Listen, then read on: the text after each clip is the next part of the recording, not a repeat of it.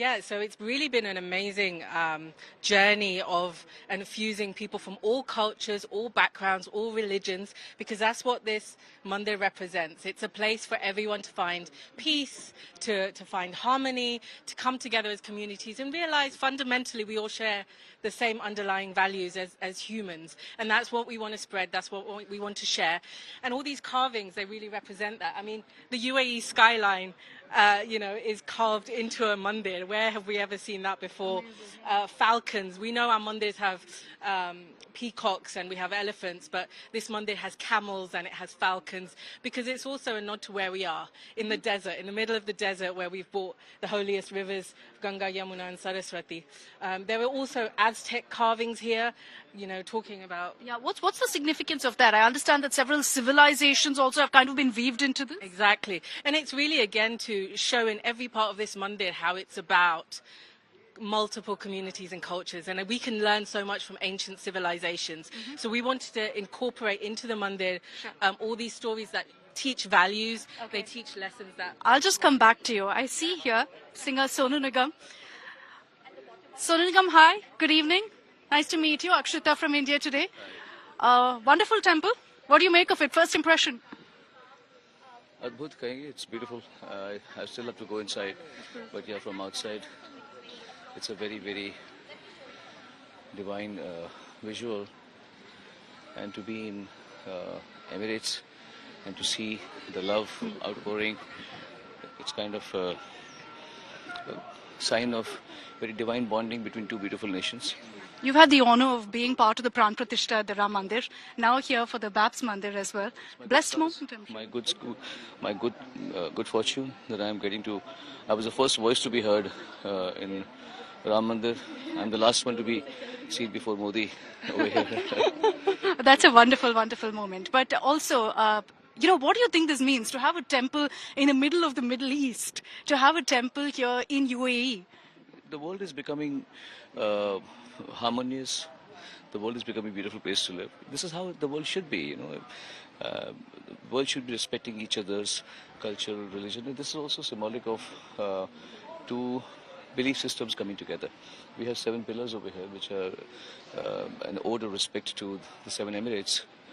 So it's all a beautiful give and take, and we are witnessing good times. My sincere apologies. I know you're in a rush. All right. Thank you so much. Thank you very much. So we've seen, of course, singer Sonu Nigam also here. I understand that there will be several people who are also part of the unveiling of this temple. But when the Prime Minister comes, Hinal, and if we can go forward here to this point as well, when the Prime Minister comes, what can we expect? What will be part of the temple unveiling? What kind of, pujas? What will be the proceedings that we witness? Yeah, well, we don't want to spoil all the surprises, and all of that will come out, and there will be a live stream on the day. But obviously everyone's excited.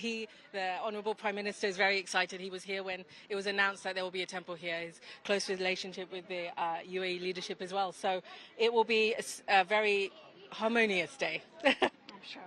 Thank you very much, Hinal. Congratulations to all of you and your hard work paying off. But we just want to show you how beautiful this temple is. The words simply can't do justice to the kind of carvings and what's brought really this temple together. The architecture is simply marvelous, and there's such a positive energy that reverberates around this temple as well, which you feel when you walk around here. There are preparations underway because it's been an extremely rainy day here in Abu Dhabi, so everyone is kind of ensuring everything is put together. But you can see through the glass here that there are murtis that are placed, all covered right now, waiting for the temple to be unveiled. I'm not sure how much you can catch, but from here I can see through the glass and get a sense of how intricate the carvings are inside too. I'm sure you're also drawing parallels between how this temple looks in the Ram Mandir in Ayodhya, and that's because, again, here too, it's the traditional Nagara architecture that's being followed, that's been used essentially to bring this temple to life.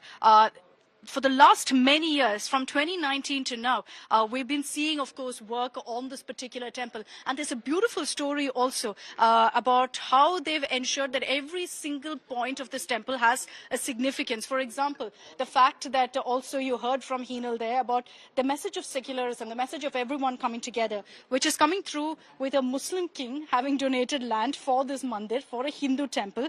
The lead architect is Catholic Christian. The project manager was a Sikh. The foundation foundational designer a Buddhist, the construction company a Parsi group, and the director comes from a Jain tradition. So they've covered all religions, and that was intentionally done to ensure that the message of cultural, religious diversity also shines through with this temple, that this isn't a temple just for Hindus. This is a temple for humankind, for everyone to come together and celebrate the energy that you will feel from this very temple. So this is your first glimpse at the BAP Swami Narayan Temple, the largest Hindu temple in the world outside of India. And fittingly, because it indicates, and this is standing testament to the amazing ties right now between the Modi government, between India and the UAE. This here is a standing testament of that. So very fittingly, this temple has been built in Abu Dhabi, and the Prime Minister will be here to unveil the temple. This is your first exclusive sneak peek. With video journalist Prem, this is Akshita Nandagopal reporting from Abu Dhabi